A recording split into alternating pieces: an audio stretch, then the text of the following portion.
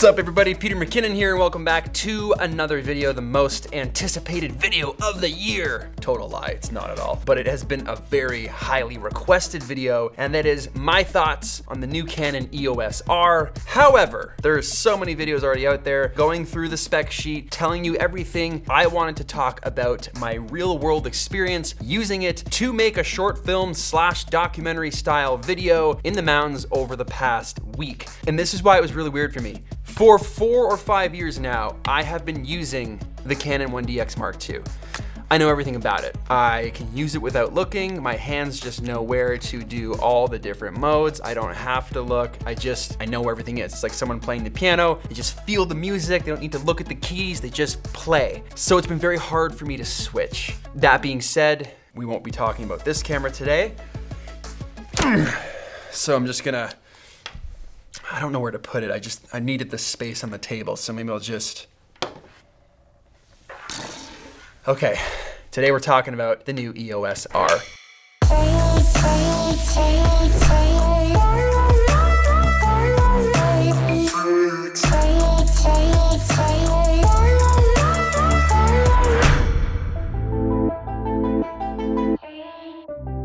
It looks like this.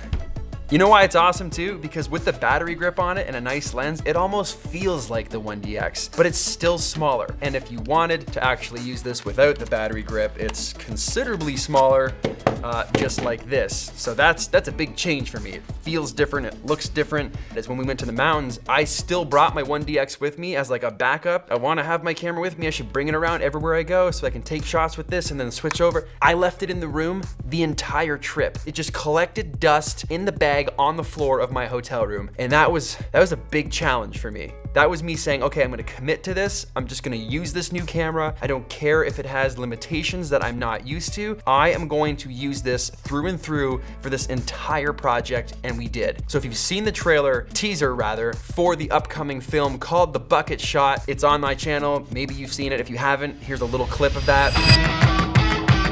We're literally flying across the country to take one photo. It's all snow covered and it's foggy like that. It's like a Stephen King movie. You still lose. I'm not gonna play the whole thing. I mean, it's only 34 seconds, but if you wanna see it, there's the little iCard. Whoop, you can click on that and go check that out yourself. The whole thing was shot on the EOS R, everything. Everything in that film from start to finish was done with this camera. We're still working on it. The edit is very extensive. You'll see more of that to come. You'll see the film itself. We're gonna premiere it and it's gonna be great. But let's jump into the specifics of what I liked about this, what I didn't like, what I think could be improved, what I love, and why I might actually switch from my 1DX Mark II to this camera for the first time in 5 years. So we all know the specs of this thing. You've seen it all over the internet. The only thing that it would be lacking for me compared to what I'm using now is having 120p. So as far as this camera goes, in comparison to what I'm using, what my needs are as a photographer and a filmmaker / vlogger, because they're both very different things. The only thing this doesn't have is 1080p, 120 frames per second, and the fast frames per second through photos and continuous shooting. Those are the only things that would really be hard for me to get used to. If you guys know me and you watch this channel, you know that I use 120p slow motion video all the time. It started off with just like, hey, this is great, this looks amazing, to then becoming part of what I feel is my style. And then the fans started loving it and it became like an integral part of my filmmaking process. But therein also lies the issue. I always want to be progressing. I always want to be taking my own craft to the next level, and 120p for me was starting to make me become a little bit of a lazy filmmaker. And I'll explain what I mean by that. Is when I got to any type of shoot, when I got to any type of location, no matter where I was or what I was doing in the world, one of my first just mindless instincts was to just flip over to 120p, throw an ND filter on there, move that shutter to 250 and just start shooting stuff in slow-mo. But that started to kind of push away the storytelling side that I have inside me. It would suppress that because I was just worried about getting everything in slow-mo. Nah, it'll look dope. This tasty, buttery slow-mo clip, the B-roll. And don't get me wrong, I love B-roll. You guys know this about me. It's my favorite thing ever, aside my kids and my wife. But it's my favorite thing to shoot. So how could you go to a camera that doesn't have 120p? Well, because it's challenging me again. I can still shoot in 60p if I want. If you did want to shoot in 4K, this does crop the image. So if you have a 10mm lens on, that's gonna be more like a 16mm lens. You are losing more of the image. Maybe this is wide, but then when you switch to 4K, suddenly I'm much closer. And you can combat that by putting a wider EFS lens on. So for me, that's not a deal breaker. It's just kind of like a nice little package. Quite possibly my favorite part of this camera is the fact that it shoots in 8-bit C-Log. It'll shoot 10-bit C-Log, which is a little higher quality, but you need an external recorder to do that. So if you're just gonna shoot in camera 8-bit C-Log, it's so great. It's so great. And I'm so happy it's in this mirrorless camera because I've been waiting for something like that with my 1DX, and they put out the firmware update with the 5D Mark IV that had C-Log, and I was like, it's coming. And it just never came. So it was just like, because the exposure that you get with a flat image is so much better when it's shot in a log profile. We would be in the car, you can still see all the shadows, you can see me exposed perfectly, but you can also see outside and the sky, and it's not blown out, and the trees and the detail, and having all those stops of dynamic range, which we've talked about before, makes your stuff look so much more high quality, so much more cinematic, and that's why this little teaser, this documentary looks so cool, because it's shot in log, the whole thing. I shoot all these tutorials in log, and we've shown you that before. Like, watch, here goes the color grade, and now the color grade's back. Shooting in log gives you all that flexibility when you are grading so that your stuff looks better. So vlogs will look better. Everything I do on this will look better with video because it's just awesome, okay? I don't know what else to say.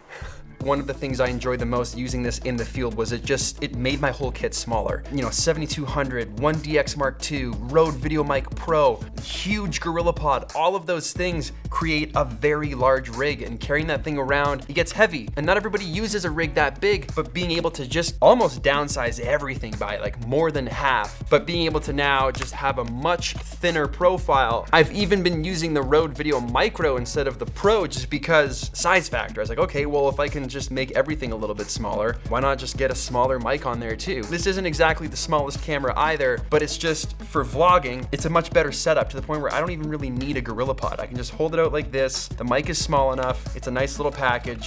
Your backpack can be smaller. Your whole kit can be smaller. Your back's gonna thank you for it. Everything's gonna thank you for it. But this is my first time being able to use an actual kit that's way smaller. Man, I'm pumped.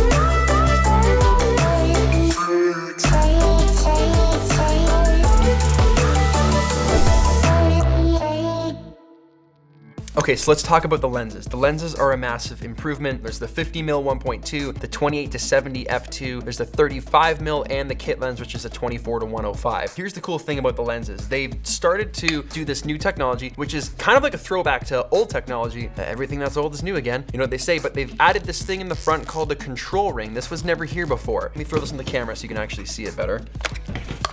So when you've got the camera on your lens, typically you're gonna change the shutter speed, boom, you're doing that right here. You're gonna do the aperture, you're doing that here, or like me on the 1DX, there's a wheel on the back. ISO, you'd normally hit the button and then go over to the ISO that you want, select it, but now they've got this control ring. And if you've seen any of the other videos online, you may already know about this, but this is a whole new way of setting any type of customization you want to this ring. So if you want this to be your white balance, your exposure, your shutter speed, your aperture, your ISO, and that just speeds up everything when you're shooting in the moment. So like we were deep in the mountains trying to shoot pictures of deer, you don't have time to chimp, essentially is what it's called. When you take a shot and you look at the back of the screen, and you take a shot again, look at the back of the screen, every time you're looking at the screen, that's slowing you down. You're missing stuff, you're missing shots, you're missing footage, you're just sitting here while everything's happening in front of you. Now that you don't even have to look because you've got that electronic viewfinder inside, everything's updating in real time, you're able to change the shutter, change the aperture, and then use this ring for ISO. So without even having to move or look down, you're making those adjustments so fast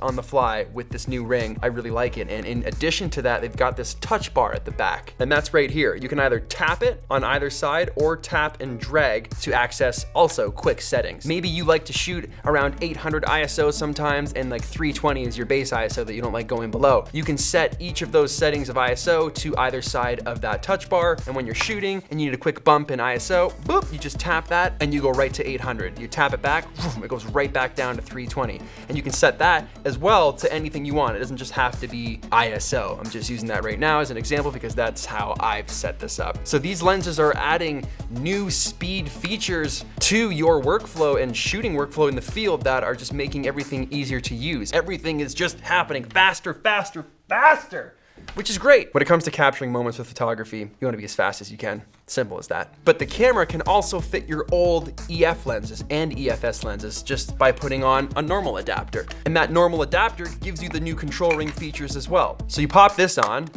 boom.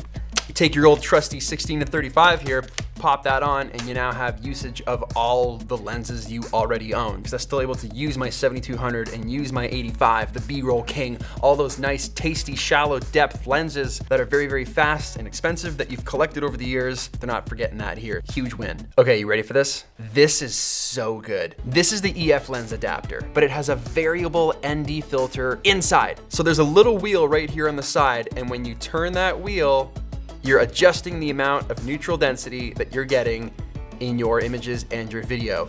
And the best part about that is you don't have to actually put a filter on the front of the lens. So if you're using a lens like the 14mm or the 11-24 that has concaved glass, or just a lens that you have that you don't have an ND filter for, this will work and give you ND and stops of neutral density on all of those lenses because it sits behind the lens. And the coolest part is they have different filters that can slide in and out. So this is sitting right here. I'll just do that again, just so you don't have to rewind. Look at this. It just lines up and slides in, out, in, out, in. It's just a beautiful thing. Filter locks on, and now right here, I have my ND filter. I don't have to put my finger on the front and spin it, but it's just nice that it's just right back here by your thumb. You just rock that right there and you've got ND, and you're not gonna get vignetting because it's not in front of the lens, it's behind.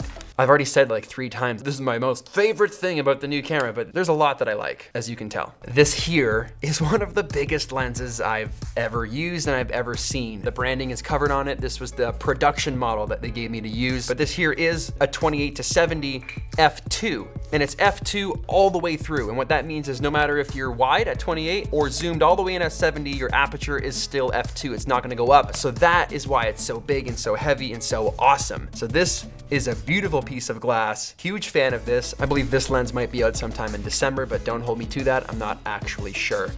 Also added is the 35 1.8, an amazing lens to throw in your kit. This isn't very big at all. It's very, very small footprint. When you have that on your camera without a grip, it's actually a nice small little package there. Super cool feature of this, it's image stabilized. Yes, please. Your 35mm, this is great for everyday stuff. Yeah, I can get on board with that. The kit lens is the 24-105 f4, a little bit slower, still great for just versatility. If you're shooting wildlife, if you're shooting landscape, it's kind of giving you the best of both worlds. This is what's gonna be coming with the Canon EOS R that I'm giving away at the end of this video. So this is the combo that you'll be getting should you win the giveaway.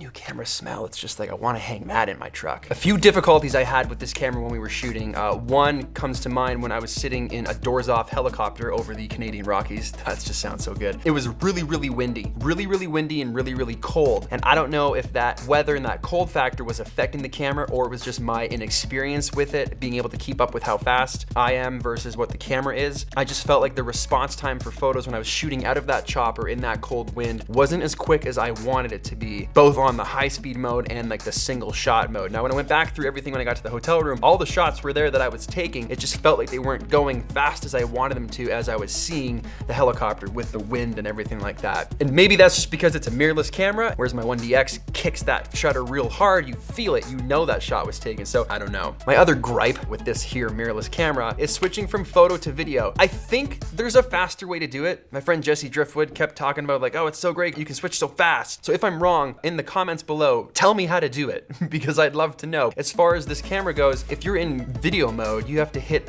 this mode button up top, and then you have to hit the info button to switch over to photo mode. Whereas in the old cameras, you would just switch it. It would just switch to video. It's just super easy. You could just boom, boom, boom, boom, back and forth, but now you gotta hit mode and info. Getting used to that was a little frustrating, as well as speed. I felt like that was slowing me down a few times because I'd have to look and make sure I hit it, or I would miss if I was trying to do it and not looking. So that was something that I struggled with a little bit. Hopefully there's a faster way to do it, but those were two of the issues that I was having while using this in pretty extreme conditions. Those are my thoughts on the new R. I really like it, and honestly, I think I might give it a shot for another few months. I think I might actually just only carry this for a few months to just really like dive into it and just explore having some new tech, because I just really enjoyed shooting with it in the mountains. Again, hyped for you guys to see that final film. It's gonna be amazing. If you are interested in winning one of these kits, you want the brand new EOS R with this lens to celebrate hitting 2.5 million subscribers, which is crazy to everyone watching right now. If you've been here from the beginning, if you just got here yesterday, if you just got here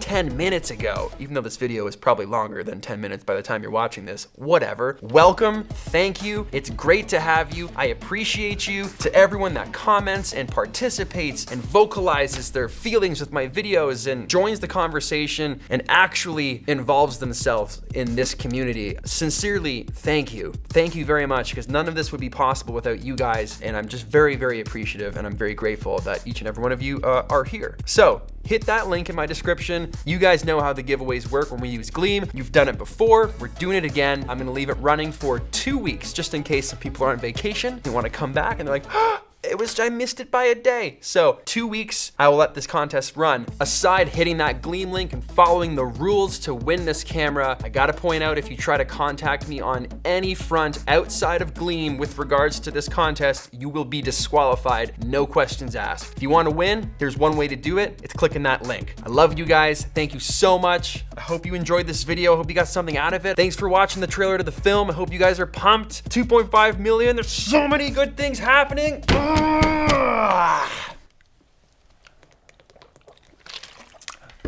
I'm not gonna make you sit through that again. I'll see you guys in the next video. Peace.